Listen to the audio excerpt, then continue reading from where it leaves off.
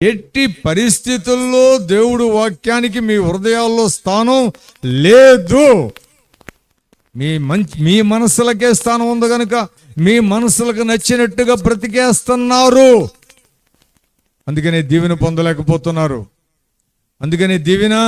పొందలేకపోతున్నారు.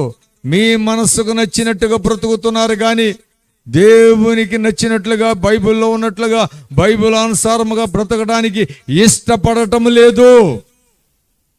ఏమనుకుంటున్నావు? చాలా జాగ్రత్తగా ఆలోచించి ప్రియ సోదరి సోదరుడా, మనం ఎలా మన మనసే అంతే, మన మనసు ప్రకారంగానే బ్రతుకుతాం. ఇంకా దేవుడు 150 సంవత్సరాల వయసు ఇచ్చిన మన మనసు ప్రకారంగానే బ్రతుకుతాం అంతే. మనకి ఎవరు ఏం చెప్పాల్సిన అవసరం లేదు. చెప్తే ఇందాం, అసలేనో ఇంటి బాధలు అసలు రావు. దయతో చాలా జాగ్రత్త.